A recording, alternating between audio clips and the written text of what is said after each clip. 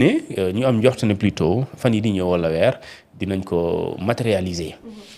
Déthié Fall moi j'avais l'habitude de dire que Déthié Fall bokk na ci doomu Sénégal yi nga xamante ni war nañu mën a compter ci moom parce que man dama ko déglu aussi ku ko xam naa certainement et mu defee émission ba pare paam boobu daf may woo di conforter loolu alors moom bokk na ci Sénégal yi nga xamante ne bu ñëpp meloon ni moom dangay gis ne réew mi day gën a jag parce que waaw moom dafa dem jàngi laata muy def pare soutenance bi fekk na mu ngi liggéey. donc boom jàng na nekk étudiant. amul fan repos. maanaam jour yoo xam ne da ngay toog rek naan 1 an maa ngi recherche liggéey maa ngi wut liggéey déedéet moom daa def soutenance pare dem liggéey et depuis bu muy liggéey ñu koy esseler ñu koy yéegal ci ay niveau de responsabilité donc loolu xarañte bu fa amul te yow kese nekkoo si sa promotion am na ñeneen ñoo fa nekkal yow kese nekkoo si réew mi am na ñoo xamante ne yow say morom lañ yow nga dem yàlla may la loolu yaa ci tout jeune am nga compétence yooyu te diggante boobu gis nañu l'expérience qu'il a acquise dans le monde professionnel ak li nga xamante moom mooy les réalisations qu'il a faites dans certaines structures qu'on a eu à le confier. Donc mu am yeneen yoo xamante ni bu dee ci wàllum politique loolu bon c'est pas jarul sax ñu ñëw parce que gis nga ko ci avec Idrissa Seck. Idrissa Seck Idi comme on a l'habitude de dire amul chance politique waaye bu dee nit ku xam borom bopp ngay wër réew mi moom mën nga wax ne. pas mal de cadres donc Abdourahmane Diouf mii fa la nekkoon. Thierno Bocoum fa la nekkoon. donc ak ñu bëri tey. ñu ngi ci politique même Tahirou Sarr mi ngay gis les nationalistes il était avec Idrissa Seck. ñoom ñoo bokkoon même cercle. donc ci ngay gis ne c'était un des hommes forts de Idrissa Seck. il a quitté le Rewmi pour créer son propre parti politique. aujourd'hui mu ngi ciy évoluer et jusque-là les Sénégalais n'ont que de l'estime envers lui. Donc c'est la personne. Peut-être qu'il a fallu faire une erreur politique, mais qu'il a rectifié très vite. Moi, ci législative 2024 yi. Donc mu nekk loo xamante ne peut-être que ñun xamuñu woon ban période lañ koy nommer mais moi en tout cas musuma sikki sàkk ne Déthié Fall du intégrer le gouvernement parce que de manière officieuse donc mu ngi woon ci gouvernement bi quand je dis mu ngi woon ci gouvernement bi mooy mu ngi ci ancrage bi parce que sooy xool durant toute la campagne des élections législatives moom ak Ousmane Sonko ñoo doon bokk même oto ñoo doon bokk kii bu taxawee fii mu ngi taxaw fële et pourtant Déthié n'est pas le premier allié du régime du président de Diomaye.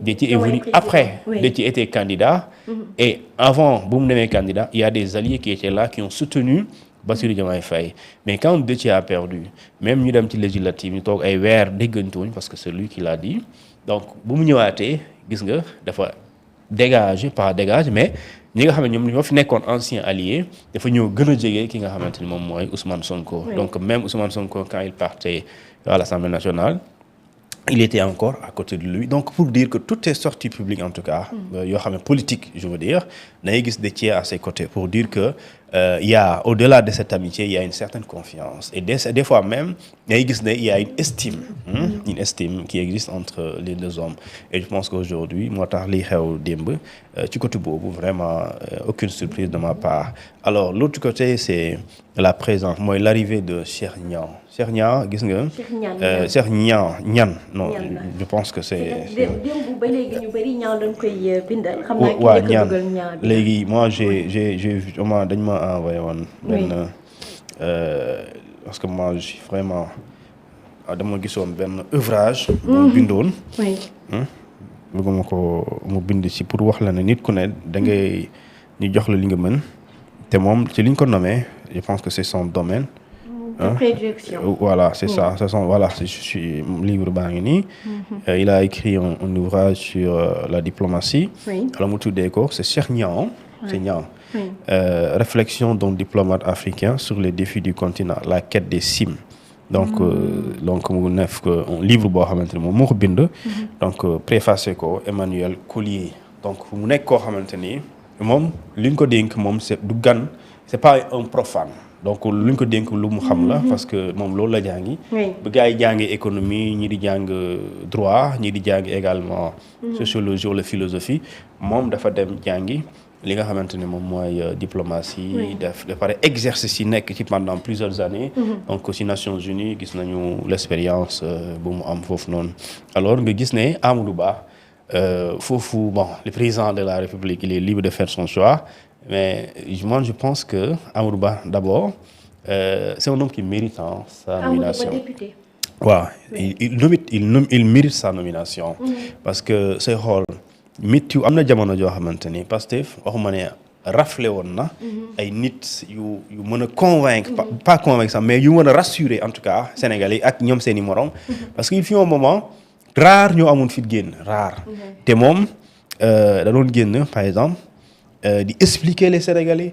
On parlait de droit moo tax man Amadou Ba ce qui me séduit en lui c'est aujourd'hui lui il est dans la séance maintenant mën nga bañ a d'accord ak moom quand il interprète quand il commente mais il est dans la séance c'est-à-dire que dafay soulever un débat boo xamante ni c'est un débat intellectuel da ngay gis ne ku amul tuuti bagage intellectuel sax doo ci dugg parce que moom nekkul ci ay li ñu tuddee mbiru aérien quoi day ñëw wax la technicité débat tegal la ay texte tegal la ay article et pare convoquer la ay jurisprudence moo tax tey man ma bëggoon mu gën a des assemblée nationale pour que le débat parlementaire ñu gën ko élever bi nga xamante ne on parle de texte on parle de loi on parle de législation on parle de contenu on parle de proposition parce que damay gis gars yi di naan oui revers yi mu am assemblée nationale moo tax ñu jëlee ko fa yóbbu mais proposer loi bonul li bon kay mooy nga nekk pendant toute ta législature d'accord mosuloo proposer dara alors que Sénégal li ñu fa war a proposer ak a bari aujourd'hui on a un problème de quoi un problème d'accès numérique c'est-à-dire que Sénégal amul loi li ñu tuddee légal bu nga xamante ne moom mooy l'accès mooy la loi loi bi nga xamante ne mooy tax nit ki nga xam ne ñaata at lay am pour mën a accéder à li ñu tuddee au contenu numérique amul Sénégal et loolu je pense qu'un bon député ferait ce travail pour wax Sénégal pour proposer Sénégal ban âge ngay am pour nga mën a dugg li ñu tuddee ci internet mais amu fi. C'est vrai que l'économie numérique sénégalaise n'est pas encadrée. Mais c'est ça. Et loolu je bien dafay générer ay milliards de francs CFA. Et mais aussi en générant ces milliards de francs CFA. mais dafay courir loo ay risques ñi nga xamante ñoom ñooy les utilisateurs. Par exemple man su ma amee doom bu am 5 ans. mën na utiliser internet.